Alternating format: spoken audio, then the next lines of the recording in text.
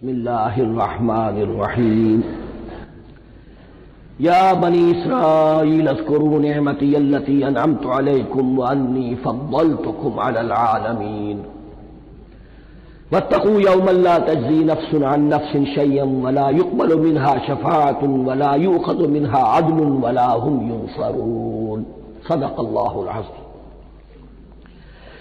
رب اشرح لي صدری ویسر لي امری واحلل عقدۃ من لسانی یفقهوا قولی۔ جیسا کہ میں نے عرض کیا تھا، سورہ بقرہ کے 5ویں رکوع سے اور 14ویں رکوع تک تو مسلسل، بلکہ 15ویں رکوع کی بھی پہلی 2 آیات شامل کرنی ہوں گی۔ یہ 10 رکوعوں سے 2 آیات زائد ہیں کہ جن میں خطاب کل کا کل بنی اسرائیل سے ہے۔ البتہ اس میں یہ فرق ہے کہ پہلا رکوع جو ہے وہ ان کو دعوت پر مشتمل ہے، نبی اکرم صلی اللہ علیہ وسلم پر ایمان لانے کی پرزور دعوت۔ بقیہ یہ 9 رکوع جو ہیں یہ ان پر فرض قرارداد جرم ہے جو عائد کی جا رہی ہے۔ ہم نے تمہارے ساتھ یہ احسان و اکرام کیا، تم پر یہ فضل کیا، یہ کرم کیا، تمہیں یہ حیثیت دی، تمہیں یہ مقام دیا، تم نے اس طور سے اپنے اس مشن کی خلاف ورزی کی، اپنے مقام اور مرتبے کو چھوڑ کر اور دنیا پرستی اختیار کی۔ یہ جو 9 رکوع ہیں ان میں بنی اسرائیل کی تاریخ کا تو جو سمجھیے کہ ایک بہت بڑا حصہ اور نمایاں اس کے فیچرز آئیں گے، لیکن یہ سمجھ لیجئے کہ اصل میں یہ امت مسلمہ کو بھی ایک پیشگی تنبیہ ہے کہ کوئی مسلمان امت جب بگڑتی ہے تو یہ چیزیں اس میں آ جاتی ہیں۔ چنانچہ احادیث موجود ہیں حضور کی، لَيَأْتِيَنَّ عَلَىٰ أُمَّتِي مَا أَتَىٰ عَلَىٰ بَنِي إِسْرَائِيلَ حَزْوَ النَّعْلِ بِالنَّعْلِ، میری امت پر بھی وہ سب حالات وارد ہوں گے جو بنی اسرائیل پر آئے، بالکل ایسے جیسے ایک جوتی دوسری جوتی سے مشابہ ہوتی۔ ایک اور حدیث میں فرمایا لَتَتَّبِعُنَّ سُنَنَ مَن قَبْلِكُمْ، تم لازماً اپنے سے پہلوں کی پیروی کرو گے۔ اور اس میں اس حد تک بھی آپ نے وضاحت کر دی کہ اگر وہ سابق امت مسلمہ، سابق امت، اگر وہ گوہ کے بل میں گھسی تھی تم بھی گھسو گے، اور اگر ان میں کوئی بدبخت ایسا اٹھا جس نے اپنی ماں سے زنا کیا تو تم میں سے بھی کوئی شقی ایسا ضرور اٹھے گا جو یہ حرکت کرے گا۔ اس اعتبار سے ان رکوعوں کو پڑھتے ہوئے یہ نہ سمجھیے یہ اگلوں کی داستان ہے، پچھلوں کی کہانیاں ہیں، نہیں۔ خوش طرح باشد کے سر دل برا، گفت آیت در حدیث دیگرا، یہ ہمارے لیے ایک آئینہ ہے اور ہمیں ہر مرحلے پر سوچنا ہوگا، دروبینی کرنی ہوگی، انٹروسپیکشن، کہ کہیں اسی گمراہی میں ہم مبتلا تو نہیں۔ دیکھتے جائیے گا۔ دوسرا نقطہ پہلے سے یہ سمجھ لیجئے، یہ جو 2 آیتیں میں نے 6 رکوع کی تلاوت کی ہیں، بعین ہی یہی 2 آیتیں 15ویں رکوع میں آئیں گی، اور اس کو یوں سمجھیے کہ 2 بریکٹس ہیں۔ 9 رکوعوں کا مضمون ان 2 بریکٹس کے درمیان ہے۔ یہ 2 آیتیں یہاں سے بریکٹ شروع ہو رہی ہیں، وہ 2 آیتیں ان پر بریکٹ ختم ہو رہی ہیں، بعین ہی وہی آیات۔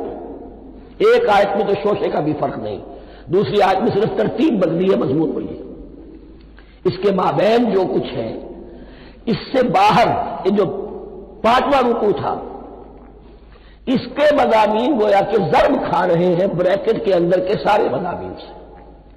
یہ حساب کا بہت ہی عام فہم سا قاعدہ ہے، بریکٹ کے باہر کوئی رقم لکھی ہوئی ہے جس کے بعد کوئی جمع یا تفریق اگر نہیں ہے تو وہ ضرب کھائے گی، بریکٹ کے اندر جتنی بھی ویلیوز ہیں ان کے ساتھ ضرب کھائے گی۔ تو گویا کہ ہر قدم پر حضور پر دعوت، ایمان لانے کی دعوت اس پورے معاملے میں موجود ہے، اس لیے کہ اس میں بعض آیتیں ایسی آ گئی ہیں، ایک زیادہ نمایاں ایک کم نمایاں، جن سے کچھ لوگوں کو بگالتا ہوا یا کچھ لوگوں نے فتنہ پیدا کیا جان بوجھ کر۔ یہ فتنہ ایک بار پیدا ہوا تھا اکبر کے زمانے میں، دین الہی کی شکل میں، کہ صرف خدا کو مان لینا، آخرت کو مان لینا اور نیک اعمال کرنا نجات کے لیے کافی ہے، کسی رسول پر ایمان لانا ضروری نہیں ہے۔ یہ صوفیہ میں بھی یہ فتنہ بہت بڑے پیمانے پر آیا، مسجد مندر ہکڑو نور، مسجد میں اور مندر میں ایک ہی نور ہے، سب مذاہب ایک ہی ہے۔ سارا فرق جو ہے شریعتوں کا ہے، عبادت کی ظاہری شکل کا ہے، وہ ہے رسولوں سے متعلق۔ رسولوں کو بیچ میں سے نکال دیجئے تو یہ دین الہی رہ جائے گا، اللہ کا دین۔ اتنا بڑا فتنہ تھا کہ جب ہندوستان میں سیاسی اعتبار سے، حکومت کے اعتبار سے مسلمانوں کا اقتدار چوٹی پر تھا، کلائمیکس پر، اکبر اعظم، اس وقت یہ دین الہی کا فتنہ اٹھا کہ دین محمدی کا اب دور ختم ہو گیا۔ وہ 1000 سال کے لیے تھا، 1000 سال پورے ہو گئے، اب الف ثانی ہے، دوسرا 1000 سال ہے، اس کے لیے نیا دین ہے۔ اسے دین اکبری بھی کہا گیا اور دین الہی بھی کہا گیا۔ اور اس میں ایک آیت آئے گی جس سے استدلال کیا ہے کچھ لوگوں نے۔ اس صدی میں پھر یہ فتنہ اٹھا تھا گاندھی کے فلسفے کے ذریعے سے، اور ایک بہت بڑا نابغہ انسان مسلمانوں میں سے، بہت بڑا نابغہ، جینیس، ابوالکلام آزاد، وہ بھی اس فتنے کا شکار ہو گیا۔ متحدہ قومیت، چنانچہ گاندھی اپنی پرارتھنا میں کچھ قرآن کی تلاوت بھی کراتا تھا، کچھ گیتا بھی پڑھواتا تھا، کچھ اپنشدوں سے، کچھ بائبل سے، کچھ گرو گرنتھ سے، معلوم ہو یہ سب ٹھیک ہے، سب ایک ہے، سب لوگوں کو ایک ہونا چاہیے، ایک قوم ہونا چاہیے۔ مذہب تو انفرادی معاملہ ہے، کوئی مسجد میں چلا جائے، کوئی مندر میں چلا جائے، گردوارے میں چلا جائے، کوئی چرچ میں چلا جائے، کوئی سینگاگ میں چلا جائے، کیا فرق واقع ہوتا ہے؟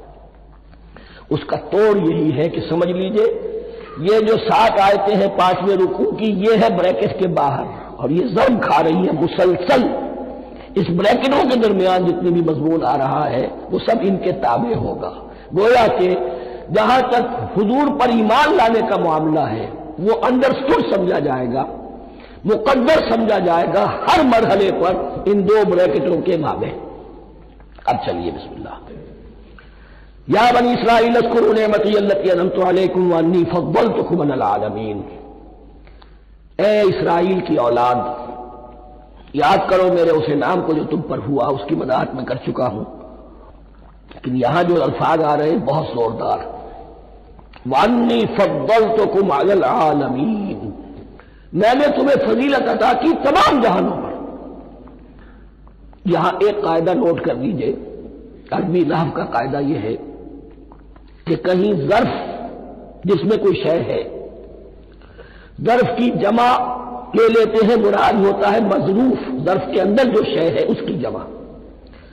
تمام جہانوں پر فضیلت، کیا فرشتوں پر بھی فضیلت؟ نہیں،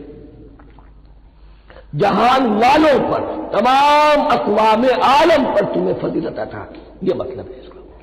تمام عالموں پر، تمام جہانوں پر، یعنی تمام جہان والوں پر، اس انسان عالم انسانیت کے اندر جتنے بھی مختلف گروہ ہیں، نسلیں ہیں، طبقات ہیں، ان میں فضیلت۔ وَاتَّقُوا يَوْمًا لَا تَجْزِي نَفْسٌ عَن نَفْسٍ شَيْئًا، میں عرض کر چکا ہوں، 30ویں مرتبہ پھر عرض کر رہا ہوں، اصل شیخ آخرت، محاسبہ آخرت، یہ مستحضر ہوگا تو انسان سیدھا رہے گا۔ اس میں کمزوری آ جائے، ضعف آ جائے تو باقی ایمان باللہ، ایمان بالرسالت، یہ نہ معلوم کیا کیا شکلیں اختیار کر لیں۔ دیکھیے اس آیت کے اندر 4 اعتبارات سے محاسبہ آخرت کا زور ہے۔ وَاتَّقُوا يَوْمًا، ڈرو اس دن سے، لا تجزی نفس عن نفس شیئا، جس دن کوئی جان کسی دوسرے کے کام نہ آ سکے گی،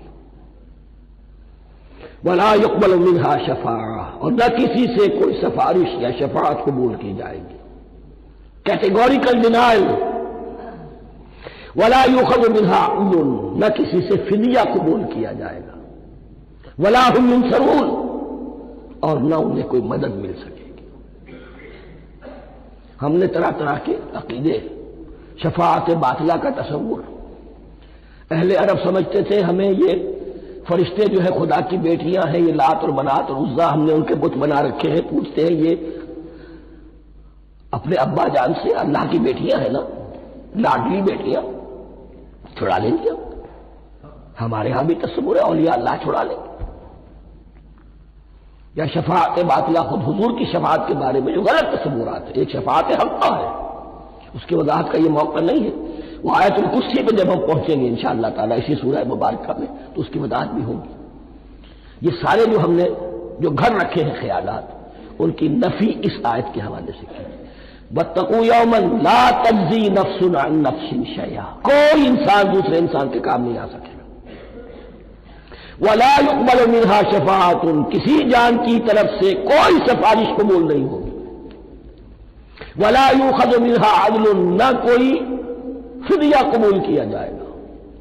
ولا هم ينصرون، نہ انہیں کوئی مدد مل سکے گی.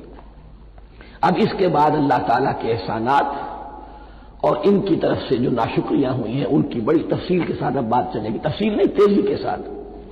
یہ واقعات کئی 100 برس کے ہیں، لیکن ایک تو یہ کہ ان کی تفاصیل مکی صورتوں میں آ گئی ہیں. سب سے زیادہ سورہ اعراف میں ملیں گی اور بھی کئی صورتوں میں آپ کو مل جائے گی.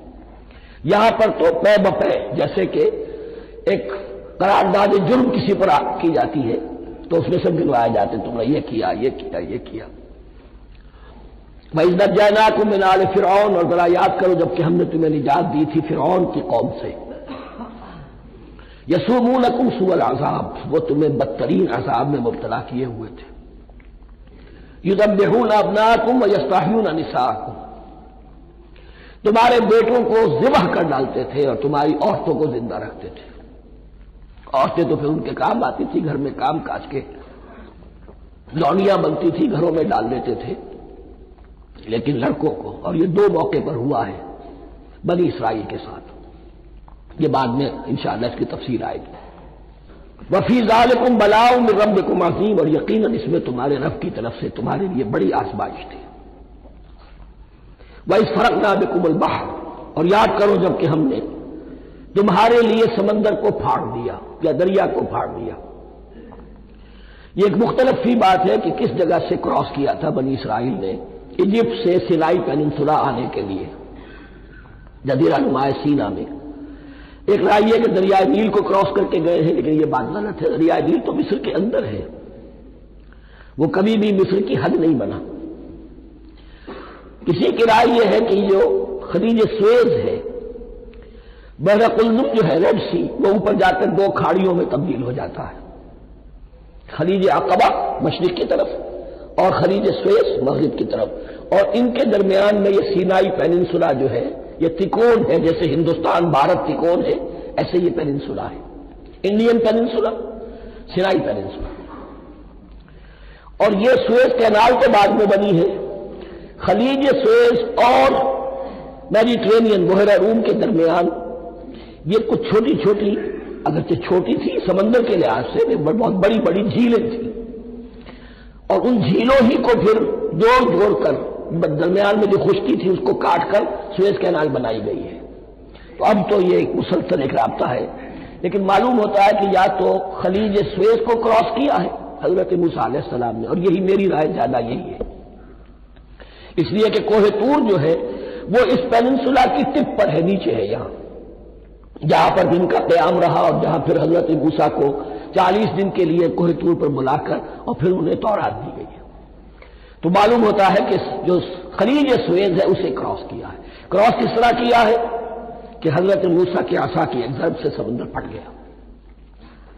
فَكَانَ كُلُّ فِرْقٍ كَالطَّوْدِ الْعَظِيمِ، دونوں طرف چٹانوں کے مانند پہاڑ کی طرح جو ہے وہ سمندر کھڑا ہو گیا، اس کے راستے سے یہ نکل گئے. اور پھر جب فرعون اور اپنا لشکر لے کر جب آیا ہے اس نے سوچا ہم بھی نکل جائیں، وہ غلط ہو گئے، اس لیے کہ دونوں طرف کا پانی آپس میں مل گیا. یہ تھی کیفیت، اور معجزانہ کیفیت تھی. یہ کوئی فطرت کے یا نیچر کے اصول کے مطابق بات نہیں تھی. اور میں عرض کر چکا ہوں، آپ کو بتا چکا ہوں معجزہ کسے کہتے ہیں. وَإِذْ فَرَقْنَا بِكُمُ الْبَحْرَ فَأَنْجَيْنَاكُمْ، جب ہم نے تمہارے لیے یا تمہارے ساتھ سمندر کو پھاڑ دیا تمہارے لیے، تمہارے گزرگاہ بنانے کے لیے، تو تمہیں تو نجات دے دی. وَأَغْرَقْنَا آلَ فِرْعَوْنَ وَأَنْتُمْ تَنظُرُونَ، اور تمہاری نگاہوں کے سامنے فرعون کے لاؤ لشکر کو غرق کیا، تم دیکھ رہے تھے. یہ گزر چکے تھے، اس ساحل پر کھڑے ہیں، ادھر سے یہ داخل ہوئے ہیں اور پانی دونوں طرف سے آ کر مل گیا اور یہ غرق ہو گئے. وَإِذْ وَعَدْنَا مُوسَىٰ 40 لَيْلَةً، اور یاد کرو پھر جب کوہ طور پر ہم نے موسیٰ کو 40 دن کے لیے بلایا. ثُمَّ اتَّخَذْتُمُ الْعِجْلَ، ان کی غیر حاضری میں تم نے بچڑے کی پرستی شروع کر دی. اسے معبود بنا لیا من بعد ہی، اس کی غیر موجودگی میں، وانتم ظالمون، تم بہت بڑا ظلم تھا جس کا ارتکاب کیا، ان الشرک لظلم عظیم، عظیم ترین ظلم جو ہے وہ شرک ہے، اور شرک جلی کی یہ شکل کہ بچڑے کو پوج گئے۔ ثم عفونا عنکم من بعد ذلک، پھر ہم نے تمہیں اس کے بعد بھی معاف کیا، یہ ہمارا کرم رہا ہے، ہماری رحمت رہی ہے، من بعد ذلک لعلکم تشکرون، تاکہ تم شکر کرو۔ وَإِذْ آتَيْنَا مُوسَى الْكِتَابَ وَالْفُرْقَانَ لَعَلَّكُمْ تَهْتَدُونَ، اور یاد کرو جب کہ ہم نے موسیٰ کو کتاب اور فرقان عطا فرمائی۔ یہ فرقان حق اور باطل کے درمیان فرق کر دینے والی چیز، اور کتاب عام طور پر جو آتا ہے وہ شریعت کے لیے آتا ہے، شریعت بھی دی، کتاب بھی دی، اور فرقان بھی دیا، لعلکم تہتدون، تاکہ تم ہدایت پاؤ۔ وَإِذْ قَالَ مُوسَىٰ لِقَوْمِهِ، اور یاد کرو جب کہ کہا تھا موسیٰ نے اپنی قوم سے، یا قوم انکم ظلمتم انفسکم باتخاذکم العجل، اے میری قوم کے لوگوں، یقیناً تم نے اپنے اوپر بڑا ظلم کیا ہے بچڑے کو معبود بنا کر، فتوبوا الی بارئکم، پس توبہ کرو اپنے پروردگار، اپنے خالق کی جناب میں۔ باری اللہ تعالیٰ ہے، باری، فاقتلوا انفسکم، تو قتل کرو اپنے آپ کو۔ یہ چیز جو ہے تورات میں تفصیل سے آئی ہے، قرآن میں نہیں ہے، اسی اعتبار سے میں نے آپ کو بتایا تھا کہ تورات کا مطالعہ اس اعتبار سے مفید ہے کہ بہت سے واقعات جن کا قرآن میں ذکر ہے، یہ بعض اشارہ ہے، اس کی تفصیل کے لیے ہمیں تورات سے رجوع کرنا پڑتا ہے، ورنہ یہ کہ اس آیت کا صحیح مفہوم واضح نہیں ہوگا۔ فاقتلوا انفسکم، اپنے آپ کو قتل کرو، کیا مانے؟ یہ قتل مرتد کی سزا ہے۔ وہاں معلوم ہوتا ہے کہ حضرت موسیٰ نے یہ حکم دیا، 12 قبیلے تھے، ہر قبیلے میں سے کچھ لوگوں نے یہ کفر اور شرک کیا، باقی لوگوں نے نہیں کیا۔ انہیں حکم دیا گیا کہ اپنے قبیلے کے لوگ ان کو قتل کریں جو ان کے قبیلے میں سے اس کفر کے مرتکب ہوئے۔ انفسکم سے مراد یہ اپنے قبیلے کے لوگوں کو تم قتل کرو، اس لیے کہ قبائلی زندگی جو ہوتی ہے آپ کو معلوم ہے، اس میں کوئی اور قبیلہ ہاتھ لگا دے تو قبائلی عصبیت بھڑک اٹھے گی۔ 70,000 یہودی قتل ہوئے، اس سے بڑی توبہ اور ممکن نہیں، اس سے بڑا پرج، کسی بھی آئیڈیولوجیکل پارٹی کے اندر پرج بہت ضروری ہوتا۔ کچھ لوگ آ گئے ایک نظریے کو قبول کر کے، رفتہ رفتہ نظریہ اوجل ہو گیا، کچھ مفادات، کچھ چودراہٹیں یہ مقدم ہو گئی، اسی سے جب باتیں خراب ہوتی ہیں، غلط راستے میں پڑ جاتی ہیں، تحریکیں بھٹک جاتی ہیں، تو آئیڈیولوجیکل پارٹی، نظریاتی جماعتیں پرج کرتی رہتی ہیں کہ جو بھی ہمارے نظریے سے ہٹ گئے اب ان کو ہم کاٹ کر علیحدہ کر دیں، اور یہی سے قتل مرتد۔ تو یہ چیز حدیث میں ہے یا پھر قرآن میں یہاں ہے، اس حوالے سے جو لوگ ہمارے ہاں بعض علماء بھی ہیں، جدید دانشور ہیں، جو قتل مرتد کی جو حد ہے اسلام نے اس کو تسلیم نہیں کرتے، لیکن میرے نزدیک یہ شریعت موسوی کا تسلسل ہے کہ شریعت موسوی کی جس شے کو بدلا نہ گیا ہو، جس کے بارے میں صراحتاً یہ معلوم نہ ہو کہ یہ شے تبدیل کر دی گئی، تو وہ شریعت محمدی کا جز بن گئی۔ زنا پر رجم کا معاملہ بھی یہی ہے، قرآن مجید میں رجم کی صحیح آیت کوئی موجود نہیں ہے، حدیث میں ہے۔ قرآن مجید میں مرتد کے قتل کے لیے کوئی آیت موجود نہیں ہے، حدیث میں ہے، سنت میں ہے، اور دونوں کی کا جو منبع ہے وہ اصل میں تورات ہے۔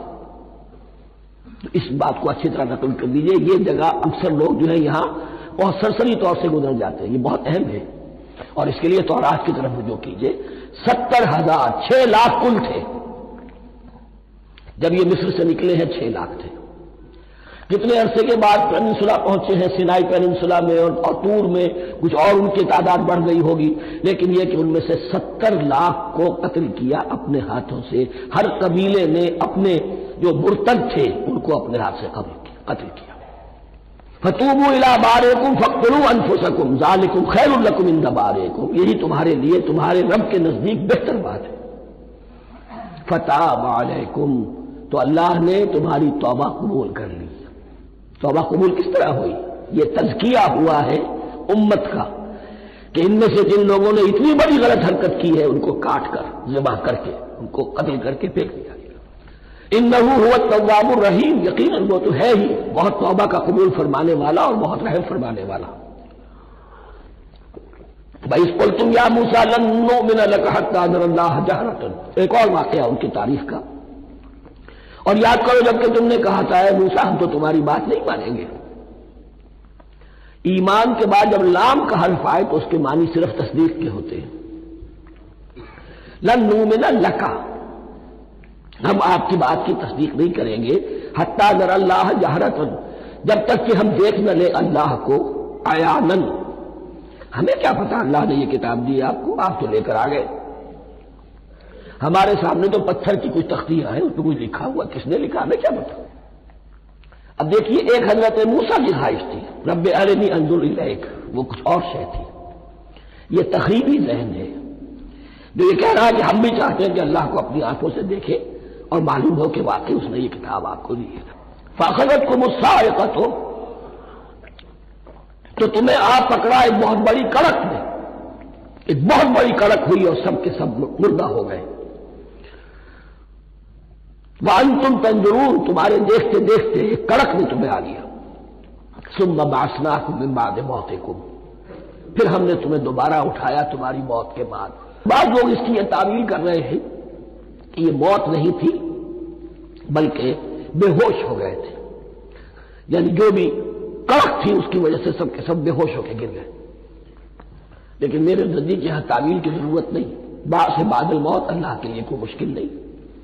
ہم الفاظ کو خواب کا کو ان کے اصل جو مفہوم ہے جو کہ صاف ہے صریح ہے اس سے خواب کا کے لیے موڑ کر لے کر جائے۔ ثم بعثناکم من بعد موتکم لعلکم تشکرون، تاکہ تم شکر کرو۔ وظللنا علیکم الغمام وانزلنا علیکم المن والسلوى، اور ہم نے تم پر ابر کا سایہ کیا۔ اب 6 لاکھ کا قافلہ چل رہا ہے، سینائی پیننسولا، صحرا، کوئی اوٹ نہیں، کوئی سایہ نہیں، دق و دق، دھوپ کی تبش۔ تو اللہ کا فضل ہوا کہ ایک سائے کی طرح ابر جو ہے ان کے ساتھ ساتھ جہاں جہاں وہ جا رہے ہیں وہ ابر ان پر سایہ کیے ہوئے۔ وانزلنا علیکم المن والسلوى، کھانے کو کچھ نہیں، تو من اور سلوى نازل کیے گئے۔ من ایسے اترتا تھا رات کے وقت کہ جیسے شبنم کے قطرے ہوتے ہیں، لیکن وہ ہوتا تھا کسی ایسی چیز کا جس میں شیرینی تھی، اور پھر وہ زمین پر آ کر جم کر وہ ایک گویا کے دانہ بن جاتے تھے، یہ ان کا اناج ہو گیا۔ کاربوہائیڈریٹ سپلائی اس سے ہو گئی، من سے۔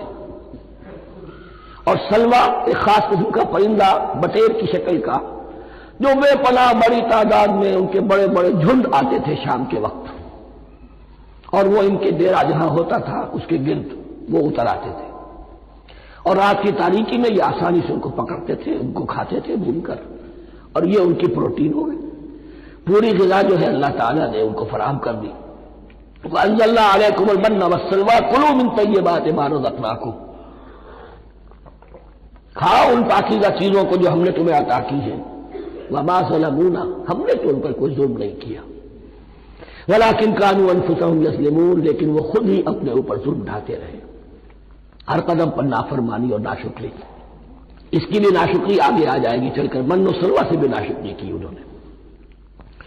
وَإِذْ قُلْنَا ادْخُلُوا هَٰذِهِ الْقَرْيَةَ فَكُلُوا مِنْهَا حَيْثُ شِئْتُمْ رَغَدًا وَادْخُلُوا الْبَابَ سُجَّدًا وَقُولُوا حِطَّةٌ نَغْفِرْ لَكُمْ خَطَايَاكُمْ، اور یاد کرو جب کہ ہم نے تم سے کہا تھا اس شہر میں داخل ہو جاؤ اور پھر کھاؤ اس میں سے بافراغت جہاں سے چاہو جو چاہو، لیکن دیکھنا دروازے میں داخل ہونا جھک کر اور کہتے رہنا مغفرت مغفرت مغفرت، ہم تمہاری خطاؤں سے درگزر فرمائیں گے۔ اس آیت کو سمجھنے کے لیے ذرا تاریخی بات سمجھ لیجئے۔ صحرائے سینا میں آنے کے بعد اور یہ جو کتاب تورات انہیں مل گئی تھی اس کے بعد حضرت موسیٰ علیہ السلام کے ہی زمانے میں انہیں جہاد اور قتال کا حکم ہوا۔ اس سے پوری قوم نے انکار کر دیا. یہ سورہ مائدہ میں آئے گا. اس پر اللہ تعالیٰ نے ایک سزا مسلط کر دی ان پر کہ 40 برس تک کسی صحرا میں بھٹکتے پھریں گے. اگر یہ ابھی قتال کرتے، جہاد کرتے، تو پورا فلسطین ان کے ہاتھ پر ابھی فتح کرا دیتے. لیکن چونکہ انہوں نے بزدلی دکھائی ہے، اب سزا یہ ہے فَإِنَّهَا مُحَرَّمَةٌ عَلَيْهِمْ 40 سَنَةً يَتِيهُونَ فِي الْأَرْضِ. اب 40 برس تک یہ اسی صحرا میں بھٹکتے پھریں گے. اور ارض فلسطین جو ان کے لیے ارض موعود تھی وہ ان پر حرام کر دی گئی 40 سال کے لیے. اس 40 سال کے عرصے میں حضرت موسیٰ کا بھی انتقال ہو گیا، حضرت ہارون کا بھی ہو گیا. اس عرصے میں ایک نئی نسل پیدا ہوئی. وہ جو غلامی کا داغ اٹھائے ہوئی نسل آئی تھی مصر سے، جن کے اندر مورل کیریکٹر جو ہے وہ بہت کمزور ہو جاتا ہے، غلامی کا یہ اثر ہوتا ہے. وہ پوری نسل ختم ہو گئی. نئی نسل اب پیدا ہوئی. 40 برس صحرا میں پیدا ہوئے، یہی پلے بڑھے. ان میں اب ایک جذبہ تھا. حضرت موسیٰ کے پھر جو خلیفہ تھے یوشع ابن نون، جوشوا، تورات میں ان کا نام جوشوا ہے، یوشع، ان کی سرکردگی میں اب بنی اسرائیل کی اس نئی نسل نے قتال کیا، جنگ کی. اور پہلا شہر جو فتح ہوا وہ اریحا. آج بھی وہ شہر جو ہے جریکو جو آپ دیکھتے ہیں خبروں کے اندر آتا ہے بار بار، اریحا اس کا پرانا نام ہے. یہ شہر فتح ہوا. اس فتح کی بات کا تذکرہ ہو رہا ہے. یاد کرو جب کہ ہم نے تم سے کہا تھا اس بستی میں، اس شہر میں داخل ہو جاؤ فاتحانہ، اور پھر جو کچھ یہاں ہے، جو نعمتیں ہیں ان سے متمتع ہو، کھاؤ پیو.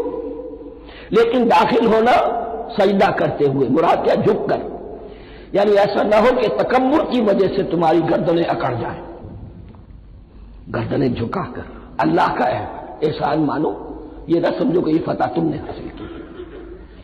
اس کی تفسیر اصل میں نظر آتی ہے حضور کی شخصیت میں، کہ جب فتح مکہ کے موقع پر مکے میں داخل ہوئے ہیں تو جس سواری پر آپ بیٹھے ہوئے تھے آپ کی پیشانی اس کی گردن کے ساتھ جڑی ہوئی تھی. یہ وقت ہوتا ہے جب کہ تکبر اور تعالی، فاتح کی حیثیت سے آنا. اور بندہ مومن کے لیے یہی وقت ہے تواضع کا، جھکنے کا. وقولوا حطۃ، حتیٰ یہود تو کہتے ہیں جھاڑ دینے کو. تو اس کے معنی کیا ہے؟ اے اللہ ہمارے گناہ جھاڑ دے، مغفرت. اے اللہ ہمیں مغفرت، ہماری مغفرت فرما، جو خطائیں ہو گئی بخش دے. قولوا حطۃ، تمہاری زبان پر استغفار ہونا چاہیے، تمہاری گردنیں جھکی ہوئی ہونی چاہیے. نغفر لکم خطایاکم، اگر تم اس پر عمل کرو گے ہم تمہاری خطائیں جو ہیں انہیں معاف فرما دیں گے. وسنزید المحسنین، اور جو تم میں محسن ہوں گے انہیں اور بھی زیادہ دیں گے، اور انعام و اکرام آئیں گے. فبدل الذین ظلموا قولا غیر الذی قیل لہم، تو ان میں سے جو ظالم تھے، جو بد کردار تھے، انہوں نے بدل دیا، ایک اور قول اختیار کر لیا اس قول کی جگہ جو انہیں کہا گیا تھا. کہا گیا تھا حطہ حطہ، انہوں نے کہنا شروع کیا حنطہ حنطہ، ہمیں تو گیہوں چاہیے گیہوں چاہیے. یہ بعد میں ابھی آ جائے گا اگلے رکوع کے اندر کہ من و سلوہ سے ان کی طبیعتیں بھر گئی تھی ایک ہی چیز کھا کھا کے. اب وہ کہہ رہے تھے کوئی چیز ہمیں جو ہے زمین کی رونگی میں سے، پیداوار میں سے، تو وہ ان کے زبان پر انہوں نے مذاق اڑاتے ہوئے گویا کہ حضرت موسیٰ علیہ السلام کے ذریعے سے حکم ملا ہے، استہزاء کر رہے ہیں. حطۃ کی بجائے حنطۃ. فانزلنا علی الذین ظلموا رجزا من السماء بما كانوا یفسقون، تو جن لوگوں نے یہ حرکت کی تھی ان پر ہم نے آسمان سے ایک بہت بڑا عذاب نازل کیا. تورات سے معلوم ہوتا ہے کہ پلیگ آئی اور جنہوں نے یہ حرکت کی تھی وہ سب کے سب ہلاک ہو گئے جریکو کے اندر. بما كانوا یفسقون، بسبب اس نافرمانی کے جو انہوں نے کی. وَإِذِ اسْتَسْقَىٰ مُوسَىٰ لِقَوْمِهِ فَقُلْنَا اضْرِب بِّعَصَاكَ الْحَجَرَ. اب یہ پھر سے رائے سیرا کا واقعات آ رہے ہیں. ان میں ترتیب زمانی نہیں ہے. اریحا کی فتح جو ہے حضرت موسیٰ کے بعد ہے، لیکن اب یہاں پہ پھر ابھی وہ جو صحرائے تیہ میں جب بھٹک رہے تھے پھر اس کا ذکر ہے. وَإِذِ اسْتَسْقَىٰ مُوسَىٰ لِقَوْمِهِ فَقُلْنَا اضْرِب بِّعَصَاكَ الْحَجَرَ، اور جب کہ موسیٰ کی قوم نے موسیٰ سے پانی طلب کیا. اب صحرا میں آپ کو معلوم ہے جہاں پڑاؤ تھا اب وہاں پانی نہیں ہے. 6 لاکھ ہو 7 لاکھ ہو کتنے افراد ہو پانی چاہیے. وَإِذِ اسْتَسْقَىٰ مُوسَىٰ لِقَوْمِهِ فَقُلْنَا اضْرِب بِّعَصَاكَ الْحَجَرَ، تو ہم نے کہا کہ اپنے عصا سے ضرب لگاؤ چٹان. فَانْفَجَرَتْ مِنْهُ اثْنَتَا عَشْرَةَ عَيْنًا، تو اس سے 12 چشمے پھوٹ بہے. فجر کہتے ہیں کسی شے کے پھٹ کر کوئی چیز برآمد ہو. فجر جو ہوتی ہے، فجر کا وقت رات کی تاریکی کا پردہ چاک ہوتا ہے اور سپیدہ سحر نمودار ہوتا ہے. فانفجرت منہ اثنتا عشرۃ عینا، تو 12 چشمے پھوٹ بہے. قد علم کل اناس مشربہم، یہاں اناس سے کیا مراد ہے؟ ہر قبیلہ، ہر قبیلے نے اپنا گھاٹ معین کر لیا. 12 قبیلے تھے، اگر علیحدہ علیحدہ نہ ہوتا معاملہ، 12 چشمے اسی لیے دیے گئے کہ لڑے نہ جھگڑے نہ. پانی تو بہت بڑی چیز ہے، کہیں پانی پینے پلانے پہ جھگڑا اور کہیں گھوڑا آگے بڑھانے پہ جھگڑا، یہ تو قبائلی زندگی کے اندر ہوتی ہی چیزیں. تو اس اعتبار سے اللہ تعالیٰ نے ان کے لیے یہ سہولت کی کہ 12 چشمے پھوٹ بہے. قد علم کل اناس مشربہم، ہر ایک نے اپنا گھاٹ جان لیا، معین کر لیا. کلوا واشربوا من رزق اللہ، گویا کہ کہہ دیا گیا کہ کھاؤ اور پیو اللہ کے رزق میں سے. ولا تعثوا فی الارض مفسدین، اور زمین میں فساد مچاتے نہ پھرو. کھانے پینے کے لیے پانی بھی ادھر آ گیا، کھانے کے لیے من و سلوہ آ گیا. اب دیکھیے ان کی ناشکری. وَإِذْ قُلْتُمْ يَا مُوسَىٰ لَن نَّصْبِرَ عَلَىٰ طَعَامٍ وَاحِدٍ، یاد کرو جب کہ تم نے کہا تھا اے موسیٰ ہم ایک کھانے پر تو صبر نہیں کر سکتے. کھا کھا کے بکھتا گئے ہیں من و سلوہ. فَادْعُ لَنَا رَبَّكَ، تو ذرا اپنے رب سے دعا کرو، پکارو ہمارے لیے اپنے رب کو. یخرج لنا، وہ نکالے ہمارے لیے مما تنبت الارض، زمین کی روئیدگی اور پیداوار میں سے، نباتات ارضی میں سے، من بقلہا اس کی ترکاریاں، وقثائہا اور ککڑیاں، کھیرے اور ککڑیاں، ان سب کے لیے یہ لفظ ہے. وفومہا، ایک ترجمہ گیہوں کیا گیا ہے لیکن میرے نزدیک زیادہ صحیح ترجمہ ہے لہسن، اور سرائکی زبان میں بھی اور ممکن ہے کہ سندھی میں بھی ہو تھوم. تھوم کہتے ہیں لہسن کو، یہ فوم کی بدلی ہوئی شکل ہے، اس لیے کہ یہی علاقہ ہے جس میں عرب آئے تھے، تو عربوں کی زبان کے بہت سے الفاظ جو ہیں سرائک کی زبان میں خاص طور پر وہ بہت زیادہ تو تھوڑی سی شکل بدل کر وہ کافی تعداد میں موجود ہے. وہ عدسہا، اور دال خاص طور پر مسور کی، وہ بصلہا اور پیاز. اب جو چٹخارے جس سے بنتے ہیں سالن کے، ان کی زبانیں وہ چٹخارے مان گئی. ظاہر بات ہے کہ اگر وہ سلوا بھی تھا، بٹیرا ہے، اسے آگ کے اوپر ذرا سا تپایا اور کھایا، وہ ایک ہی خاص قسم کی غذا ہے جو چل رہی ہے. اسی طرح من جو ہے وہ ایک خاص قسم کا سیریل ان کے لیے بن گیا ہے. لیکن یہ جو چٹخارے ہیں یہ تو لہسن سے ہے، پیاز سے ہے، ترکاریوں سے ہے، ان تمام چیزوں سے، دال کا اپنا ایک ذائقہ ہے. قال تستبدلون الذی هو ادنی بالذی هو خیر، حضرت موسیٰ نے فرمایا کیا وہ شے جو کمتر ہے بدلے میں چاہتے ہو اس کے کہ جو بہتر ہے. من و سلوہ کہیں بہتر ہے اللہ کی طرف سے تمہیں دیا گیا ہے، تم اس سے تمہارا جی بڑھ گیا ہے، اس کو ہاتھ سے دے کر چاہتے ہو کہ یہ ادنا چیزیں تمہیں ملے. اہبطوا مصرا، اب یہ لفظ آ گیا اہبطوا. اب ظاہر بات ہے یہ آسمان سے زمین پر اترنے کے لیے لفظ نہیں ہے اہبطوا، یہاں اس کا ترجمہ صحیح ہوگا سیٹل ڈاؤن سم ویئر. اگر زمین کی یہ چیزیں چاہیے تو کہیں سیٹل ہو جاؤ اور کاشت کرو، بیج ڈالو، آبیاری کرو، یہ ساری چیزیں تمہیں مل جائیں. اہبطوا مصرا، کہیں سیٹل ڈاؤن ہو جاؤ، کہیں اتر پڑو کسی بستی میں، کسی علاقے میں. فإن لكم ما سألتم، تمہیں مل جائے گا جو کچھ کہ تم نے مانگا. وَضُرِبَتْ عَلَيْهِمُ الذِّلَّةُ وَالْمَسْكَنَةُ وَبَاءُوا بِغَضَبٍ مِّنَ اللَّهِ. اب یہ ہے ان کی وہ خباثتیں، ان کے وہ ناشکریاں، ان کی وہ معصیتیں، ان پر جو آخری حکم دیا جا رہا ہے، جو اگر آپ برا نہ مانیں تو میں عرض کروں گا آج یہود پر اتنا ایپلیکیبل نہیں ہے جتنا مسلمانوں پر ہے. ضربت علیہم الذلۃ والمسکنۃ وباؤوا بغضب من اللہ. ذلت اور مسکنت کم ہمتی ان پر تھوپ دی گئی. ضربت علیہم, it was heaped upon them, the humiliation was heaped upon them. ضربت علیہم الذلۃ والمسکنہ وباؤوا بغضب من اللہ, اور وہ اللہ کا غضب لے کر لوٹے. وہی امت جس کے بارے میں فرمایا وانی فضلتکم علی العالمین, اسی امت کا پھر یہ حشر ہوا. کیوں ہوا؟ نافرمانی. تمہیں کتاب دی تھی کہ تم پیروی کرو, تمہیں کتاب دی تھی کہ اسے قائم کرو. وَلَوْ أَنَّ أَهْلَ الْكِتَابِ أَقَامُوا التَّوْرَاةَ وَالْإِنْجِيلَ وَمَا أُنزِلَ إِلَيْهِم مِّن رَّبِّهِمْ لَأَكَلُوا مِن فَوْقِهِمْ وَمِن تَحْتِ أَرْجُلِهِمْ. اگر یہ تورات اور انجیل کو قائم کرتے, نافذ کرتے, تو نعمتیں زمین بھی اگلتی, ان کے قدموں کے نیچے سے نعمتیں جو ہیں وہ پھوٹتی, اور ان کے سروں کے اوپر سے بھی بارش ہوتی نعمتوں کی. لیکن اگر تم نے اس کو چھوڑ کر اپنی خواہشات, اپنے نظریات, اپنے خیالات, اپنا تمرد, اپنی سرکشی, اپنی حاکمیت, اپنی مصلحتیں, اپنی عقل, اس کو بالا تر کیا, تو پھر جو قوم اللہ کے قانون کی, اللہ کی ہدایت کی, اللہ کی کتاب کی امین ہوتی ہے دنیا میں, وہ اللہ کی ریپرزینٹیٹو ہوتی ہے, نمائندہ ہوتی ہے. اگر وہ اپنے عمل سے مس ریپرزینٹ کرے اللہ کو, تو وہ کافروں سے بڑھ کر مغضوب اور کافروں سے بڑھ کر مبغوض ہو جاتی ہے. مغضوب بھی, مبغوض بھی. انہیں کافروں کو تو دین پہنچانا تمہارے ذمہ تھا, تم نے دین ان کو کیا پہنچانا تھا, تم تو خود دین سے منحرف ہو گئے. آج اس جگہ پر امت مسلمہ کھڑی ہے کہ 1.25 بلین یا 1.5 بلین,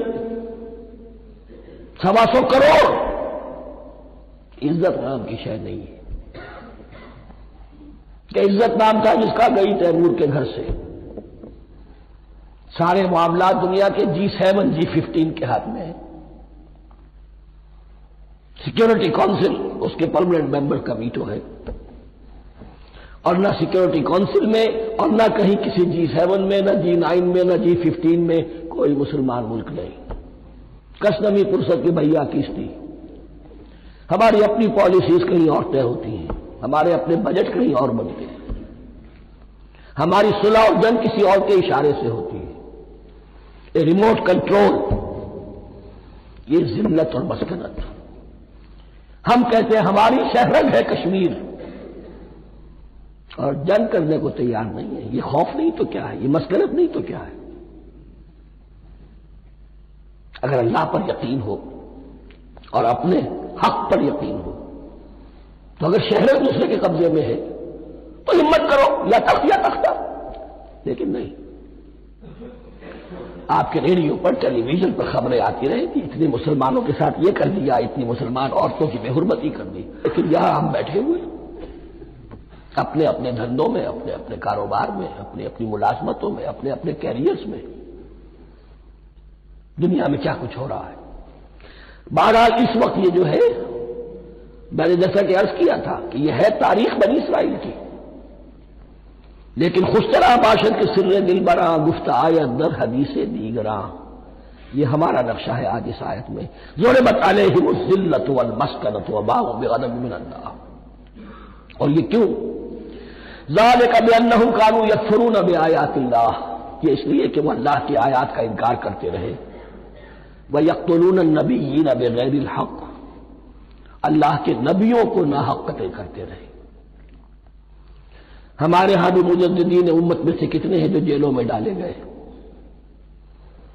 جن کو ایسی ایسی مار پڑی ہے کہ کہا جاتا ہے کہ ہاتھی کو بھی وہ مار پڑتی تو برداشت نہ کر. احمد ابن حنبل کے ساتھ کیا ہوا؟ ابو حنیفہ جیل میں انتقال کیا, امام مالک کے کندھے کھینچ دیے گئے, اتار دیے گئے, منہ کالا کر کے اور اونٹ پر بٹھا کر پھرایا گیا. امام دار الہجرہ شیخ احمد سرہندی جیل میں رہے. سید احمد بریلوی اور ان کے ساتھیوں کو خود مسلمانوں نے تہہ تیغ کیا ہے. بہرحال یہ داستانیں ہیں. اب نبی تو کوئی نہیں آئے گا, ان کے ہاں نبی تھے, ہمارے ہاں مجددین ہے، علماء حق ہے، جیسے کہ حدیث بھی ہے علماء امتی کا انبیاء بنی اسرائیل، تو جو انہوں نے انبیاء کے ساتھ کیا ہم نے مجددین اور علماء کے ساتھ کیا۔ ذالک بما عصوا وکانوا یعتدون، اور یہ ہوا ان کی نافرمانیوں کی وجہ سے اور حد سے تجاوز کرنے کی وجہ سے۔ اللہ تعالیٰ تو ظالم نہیں، اللہ نے تو اونچا مقام دیا تھا، ہمیں بھی خیر امت قرار دیا، کنتم خیر امت اخرجت للناس تأمرون بالمعروف وتنہون عن المنکر وتؤمنون باللہ۔ اب اگر ہم نے وہ اپنا مشن چھوڑ دیا تو ذلت اور مسکنت وہ ہمارا مقدر بن گیا۔ اللہ کا قانون اور اللہ کا عدل بے لاگ ہے، وہ فرام امہ ٹو امہ چینج نہیں ہوتا۔ سنت اللہ جو ہے لن تجد لسنت اللہ تحویلا ولن تجد لسنت اللہ تبدیلا، اللہ کی سنت بدلتی نہیں۔ بنی اسرائیل کا جو حشر ہوا آج وہ ہمارا ہو رہا ہے۔ بہرحال اس پر میری جو کتاب ہے سابق اور موجودہ مسلمان امتوں کا ماضی حال اور مستقبل، اس کا مطالعہ کیجیے۔ اب آ گئی وہ آیت کہ جس سے استدلال کیا گیا ہے کہ ایمان بالرسالت نجات کے لیے ضروری نہیں ہے۔ ان الذین آمنوا والذین ہادوا والنصارى والصابئین من آمن باللہ والیوم الآخر وعمل صالحا فلہم اجرہم عند ربہم ولا خوف علیہم ولا هم یحزنون۔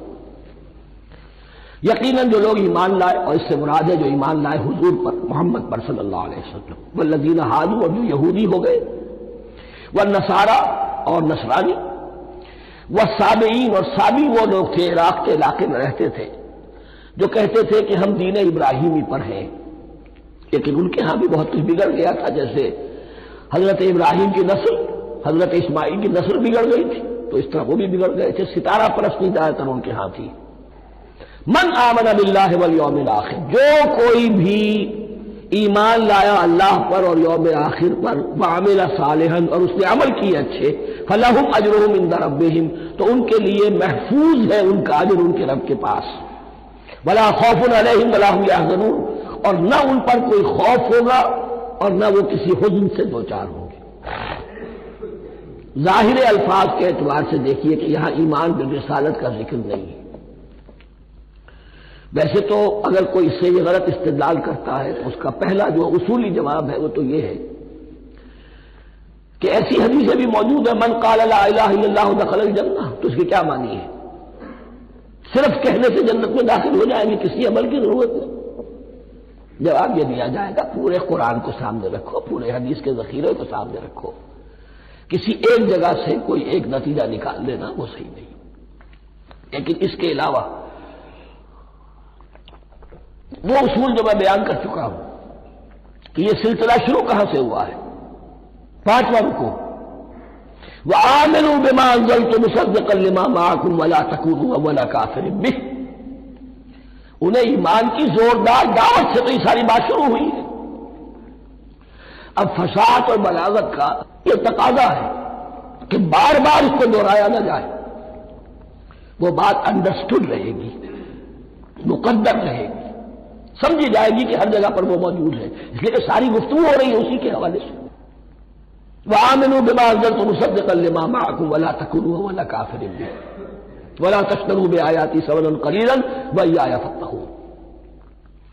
اس حوالے سے یوں سمجھیے اب اس آیت کو کہ یہاں پر کچھ الفاظ محذوف مانے جائیں گے، ان الذين آمنوا والذين هادوا والنصارى والصابئين من آمن بالله واليوم الآخر وعمل صالحا في أيامهم فلهم اجرهم عند ربهم ولا خوف عليهم ولا هم يحزنون۔ ہر دور میں جبکہ ابھی حضرت عیسیٰ نہیں آئے تھے تو جو بھی یہودی تھے اس وقت تک حضرت موسیٰ کے ماننے والے، وہ جو بھی اللہ پر ایمان رکھتے تھے اور نیک عمل کرتے تھے، آخرت کو مانتے تھے، ان کی نجات ہو جائے گی۔ لیکن حضرت عیسیٰ کے آنے کے بعد ان کو نہیں مانا، اب وہ کافر قرار پائے۔ لیکن اب حضرت عیسیٰ کے آنے کے بعد جب تک حضور نہیں آئے جو بھی مانتا ہے، لیکن یہ کہ شرط یہی ہوگی کہ اپنے اپنے زمانے میں اصل میں نفی جس بات کی جا رہی ہے وہ یہ ہے کہ یہ نہ سمجھو کہ کسی گروہ میں ہونے سے نجات ہوتی ہے، نجات کسی گروہ میں ہونے کی وجہ سے نہیں ہے، نجات کی بنیاد ایمان اور عمل صالح ہے۔ کسی رسول پر ایمان لانا اپنے دور کے رسول پر وہ تو لازم ہے، لیکن یہ ہے کہ اس پر ایمان تو لے آئے اور وہ عمل صالح نہیں ہے تو نجات نہیں ہوگی۔ تو یہ اپنے اپنے دور میں اپنے اپنے زمانے میں ہر امت کے لیے وَلِكُلِّ أُمَّةٍ أَجَلٌ قرآن مجید کے ایک مقام پر آیا ہے، ہر امت کے لیے ایک خاص معین مدت ہے۔ اس معینہ مدت میں اب ظاہر بات ہے جو لوگ حضور کی بعثت سے پہلے فوت ہو گئے ان پر تو کوئی ذمہ داری نہیں تھی حضور پر ایمان لانے کی، اور ایسے لوگ تھے، ایسے موحدین مکے میں موجود تھے جو یہ کہتے تھے کعبے کے پردے پکڑ پکڑ کر، اے اللہ ہم صرف تجھے پوجنا چاہتے ہیں، صرف تیری بندگی کرنا چاہتے ہیں، لیکن جانتے نہیں کیسے کریں۔ یہ بات موجود تھی اور ان کا انتقال بھی ہو گیا۔ یہ زید، سعید ابن زید، سعید جو حضرت عمر کے بہنوئی تھے اور وہ عشرہ مبشرہ میں سے ہیں، ان کی اہلیہ حضرت فاطمہ بنت خطاب، ان دونوں کے ایمان کو اللہ نے ذریعہ بنایا حضرت عمر کے ایمان کا، اور یہ والد تھے سعید کے زید، وہ یہ کہتے ہوئے دنیا سے چلے گئے حضور کی ابھی بعثت ہی نہیں ہوئی تھی، اے اللہ میں صرف تیری بندگی کرنا چاہتا ہوں، کیسے کروں یہ نہیں جانتا۔ اسی کو ذہن میں رکھیے، اہدنا الصراط المستقیم جو میں نے کہا تھا، ایک سلیم الفطرت انسان، سلیم العقل انسان توحید تک پہنچ جاتا ہے، آخرت کو پہچان لیتا ہے، لیکن اب کیا کروں؟ اس شریعت کے لیے، ان احکام کے لیے وہ دستے سوال دراز کرنے پر مجبور ہے۔ الحمدللہ رب العالمین الرحمن الرحیم مالک یوم الدین ایاک نعبد و ایاک نستعین اہدنا الصراط المستقیم۔ اسی صراط المستقیم کی دعا کا یہ جواب اب آئے گا، شروع ہوگا سورہ بقرہ سے، یہ کرو یہ نہ کرو، یہ فرض ہے، یہ تم پر لازم کیا گیا، یہ چیز حرام کی گئی، وغیرہ وغیرہ۔ ان الذين آمنوا والذين هادوا والنصارى والصابئين من آمن بالله واليوم الآخر وعمل صالحا، اور محذوف الفاظ فی ازمنتہم، اپنے اپنے زمانے میں، کہ فی ایامہم، فلہم اجرہم عند ربہم ولا خوف علیہم ولا هم یحزنون۔ وَإِذْ أَخَذْنَا مِیثَاقَکُمْ وَرَفَعْنَا فَوْقَکُمُ الطُّورَ، اور ذرا یاد کرو جب کہ ہم نے تم سے عہد لیا، قول و قرار لیا، اور تمہارے اوپر اٹھا دیا طور کو، پہاڑ کو۔ جب تورات دی گئی تو اس وقت ایک کیفیت معجزانہ طور پر ایسی پیدا کی گئی، ان کے اوپر ایک روب ڈالنے کے لیے اور خشیت قلب میں پیدا کرنے کے لیے کوہ طور اٹھا کر معلق کر دیا گیا۔ اس وقت کہا گیا خذوا ما آتیناکم بقوۃ، تو اس قول و قرار کے وقت ایک معجزے کی شکل یہ ہوئی تھی۔ وَإِذْ أَخَذْنَا مِیثَاقَکُمْ وَرَفَعْنَا فَوْقَکُمُ الطُّورَ خُذُوا مَا آتَیْنَاکُمْ بِقُوَّةٍ وَاذْکُرُوا مَا فِیہِ لَعَلَّکُمْ تَتَّقُونَ، پکڑو اس کو مضبوطی کے ساتھ جو ہم نے تمہیں دیا ہے، اس کتاب کو، تورات کو، اس شریعت کو، اس احکام کو۔ وَاذْکُرُوا مَا فِیہ، اور یاد رکھو اسے جو کچھ کہ اس میں ہے، لَعَلَّکُمْ تَتَّقُونَ، تاکہ تم بچ سکو۔ ثُمَّ تَوَلَّیْتُم مِّن بَعْدِ ذَلِکَ، پھر تم نے روگردانی کی اس کے بعد، اس میثاق کو توڑا، میثاق الست کو توڑا تھا، اور دوسرے یہ میثاق شریعت جو تم سے لیا گیا اس کو بھی توڑا۔ ثم تولیتم من بعد ذلک فلولا فضل اللہ علیکم ورحمتہ لکنتم من الخاسرین، پھر اگر اللہ کا فضل تمہارے شامل حال نہ ہوتا اور اس کی رحمت تمہاری دستگیری نہ کرتی رہتی، بار بار تمہیں معاف کیا، تمہیں مہلت دی، تو اگر یہ چیز نہ ہوتی تو اسی وقت سے تم خسارہ پانے والے اور تباہ ہونے والے ہو جاتے۔ وَلَقَدْ عَلِمْتُمُ الَّذِينَ اعْتَدَوْا مِنْكُمْ فِي السَّبْتِ، اور تمہیں خوب معلوم ہے تم میں سے وہ لوگ جنہوں نے سبت کے قانون کو توڑا، حد سے تجاوز کیا۔ یہ واقعہ تفصیل کے ساتھ سورہ اعراف میں آئے گا کہ ان کی شریعت میں ہفتے کا روز معین کر دیا گیا تھا، کوئی دنیاوی کام نہیں ہوگا۔ آج بھی وہ لوگ جو ہے سبت کو، جو بھی پریکٹسنگ جیوز ہیں، وہ اس کی پابندی کرتے ہیں اور بڑی شدت سے کرتے ہیں، لیکن ایک زمانے میں ایک خاص ان کا قبیلہ تھا کہ جس نے ایک بڑے ہی شرعی ہیلا ایجاد کر کے اس قانون کی دھجیاں بکھیری۔ تفصیل ہم پڑھیں گے سورہ اعراف میں۔ وَلَقَدْ عَلِمْتُمُ الَّذِينَ اعْتَدَوْا مِنْكُمْ فِي السَّبْتِ، تمہارے علم میں ہے تمہارے وہ لوگ کہ جنہوں نے سبت کے قانون کے ضمن میں خلاف ورزی کی، فَقُلْنَا لَهُمْ كُونُوا قِرَدَةً خَاسِئِينَ، تو ہم نے کہہ دیا ان کو کہ ہو جاؤ ذلیل بندر، ان کی شکلیں بس کر دی گئی، انہیں بندروں کی شکل میں تبدیل کر دیا گیا۔ فَجَعَلْنَاهَا نَكَالًا لِمَا بَيْنَ يَدَيْهَا، پھر ہم نے اس واقعے کو یا اس بستی کو ایک بنا دیا مثال، لوگوں کے لیے ان کی عبرت کے سامان بنا دیا، ان کے لیے بھی جو سامنے موجود تھے اس زمانے کے لوگ اور ان کے لیے بھی جو بعد میں آنے والے تھے، وَمَوْعِظَةً لِّلْمُتَّقِينَ، اور اسے ایک نصیحت، ایک سبق آموزی کی بات بنا دیا اہل تقویٰ کے لیے۔ وَإِذْ قَالَ مُوسَىٰ لِقَوْمِهِ إِنَّ اللَّهَ يَأْمُرُكُمْ أَن تَذْبَحُوا بَقَرَةً، اور یاد کرو جبکہ موسیٰ نے اپنی قوم سے کہا یقیناً اللہ تمہیں حکم دیتا ہے کہ گائے کو ذبح کرو۔ یہ واقعہ میں پہلے آپ کو بتا دوں، پھر ہم یہ آیات تیزی سے پڑھ لیں گے۔ بنی اسرائیل میں ایک شخص قتل ہو گیا، عامر نامی، اور قاتل کا پتہ نہیں چل رہا تھا۔ اللہ تعالیٰ نے حضرت موسیٰ کے ذریعے سے حکم دیا کہ ایک گائے کو ذبح کرو اور اس کے جسم کے ایک ٹکڑے سے اس مردے کو چھوؤ، وہ جی اٹھے گا اور وہ بتا دے گا میرا قاتل کون ہے۔ اب یہ معجزات کی شکل ہے جو بار بار آ رہے ہیں، اور سابق اس امت کے اندر معجزات کا آپ کو بہت عمل دخل ملے گا۔ اس میں ایک تو یہ کہ گائے کو ذبح کرنا، وہ گائے کے تقدس کا جو ان کے دل میں ذہن میں تھا، تو ذبح کرنے سے اس کے اوپر بھی گویا کہ ایک تلوار چلائی گئی، اور پھر انہیں دکھا بھی دیا گیا کہ ایک آدمی زندہ بھی ہو سکتا ہے، بعد سے بعد الموت کا بھی ایک نقشہ دکھا دیا گیا انہیں۔ لیکن انہیں جب یہ حکم ملا اور ان کے دلوں کے اندر وہ بچڑے کی اور گائے کی تقدیس جو ہے وہ پلی ہوئی تھی، اب انہوں نے سوال کر کے کسی طریقے سے بچنے کے لیے مین میخ نکالی، کیسی گائے ہو، کیا رنگ ہو، کس طرح کی ہو، کس عمر کی ہو۔ بالآخر یہ کہ جب ہر طرف سے گھیراؤ ان کا ہو گیا اور سب چیزیں جو ہیں ان کے سامنے واضح کر دی گئیں، تب انہوں نے یوں سمجھیے چاروں ناچار بادل ناخواستہ اس حکم پر عمل کیا۔ بس اب ترجمہ کر لیجئے۔ وَإِذْ قَالَ مُوسَىٰ لِقَوْمِهِ إِنَّ اللَّهَ يَأْمُرُكُمْ أَن تَذْبَحُوا بَقَرَةً، اور یاد کرو جبکہ موسیٰ نے کہا اپنی قوم سے کہ اللہ حکم دیتا ہے تمہیں کہ گائے کو ذبح کرو۔ قَالُوا أَتَتَّخِذُنَا هُزُوًا، انہوں نے کہا کیا آپ ہمارے ساتھ کوئی ٹھٹھا کر رہے ہیں، مذاق اڑا رہے ہیں، یہ کیا بات آپ کہہ رہے ہیں؟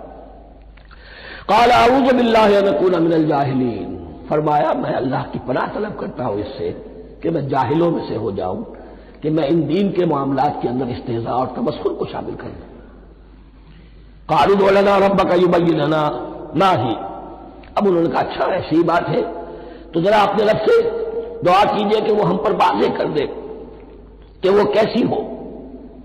قال انه يقول، حضرت موسیٰ نے فرمایا اللہ تعالیٰ فرماتا ہے انها بقرۃ لا فارض ولا بکر، وہ ایک ایسی گائے ہونی چاہیے کہ جو نہ بوڑھی ہو نہ بالکل بچیا ہو، اوان بین ذالک، ان کے بین بین ہو، فَفَعَلُوا مَا تُؤْمَرُونَ، تو اب کر گزرو جو تمہیں حکم دیا گیا۔ قَالُوا ادْعُ لَنَا رَبَّكَ يُبَيِّن لَنَا مَا لَوْنُهَا، اب انہوں نے پھر کہا ذرا ایک دفعہ اور دعا کیجئے اپنے رب سے جو ہمیں بتا دے اس کا رنگ کیسا ہونا چاہیے۔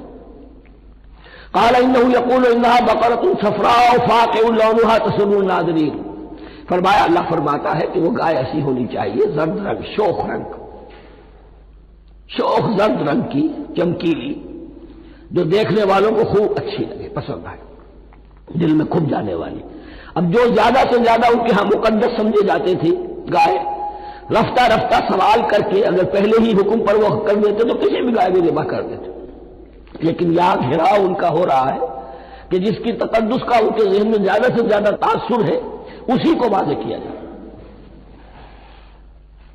قالوا ادع لنا ربك يبين لنا ما هي، پھر انہوں نے کہا ذرا اللہ سے دعا کیجئے اور وہ ہمیں یہ بتائے کہ وہ کیسی ہو۔ ان البقرہ تشابہ علینا، یقیناً ہم کچھ شبہ میں پڑ گئے ہیں، یہ گائے کا معاملہ مشتبہ ہو گیا ہے ہم پر۔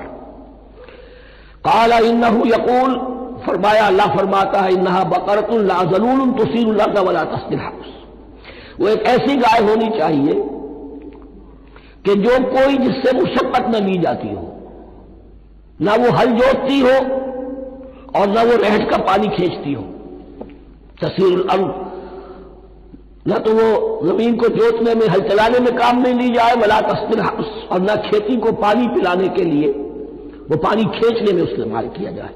مسلمتن، اور پوری سالم ہونی چاہیے، یک رنگ، لا شیۃ فیہا، اس میں کسی دوسرے رنگ کا کوئی داغ تک نہ ہو۔ اب کیا کرتے، گھیراؤ میں آ گئے۔ قالوا الآن جئت بالحق، کہا انہوں نے کہ ٹھیک ہے اب تو آپ نے بات جو ہے پوری طریقے سے واضح کر دی.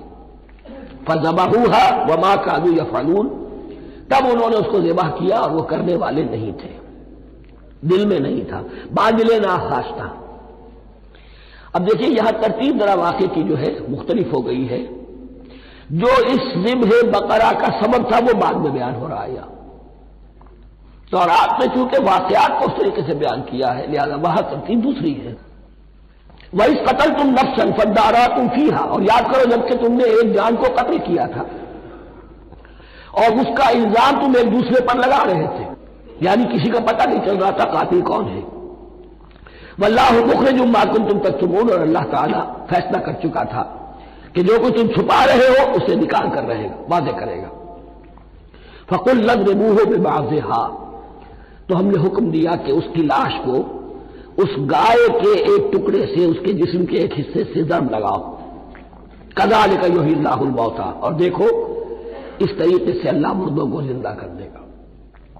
تھوڑی دیر کے لیے وہ زندہ ہوا، اس نے اپنے قاتل کا نام بتا دیا. وَيُرِيكُمْ آیاتہ لَعَلَّکُمْ تَعْقِلُونَ، اور وہ تمہیں دکھاتا ہے اپنی آیات تاکہ تم عقل سے کام لو. اب جو الفاظ آ رہے ہیں بہت سخت ہیں، بہت سخت، لیکن ان کو پڑھتے ہوئے ضرور ضرور کیجیے گا، اپنے اندر جھانکیے گا. ثم قست قلوبکم، پھر تمہارے دل سخت ہو گئے جب دین میں ہیلے بہانے نکالے جانے لگے اور ہیلوں بہانوں کے ذریعے سے شریعت کے احکام سے بچا جائے، اللہ کو دھوکہ دینے کی کوشش کی جائے. اس کا جو نتیجہ نکلتا ہے وہ دل کی سختی ہے.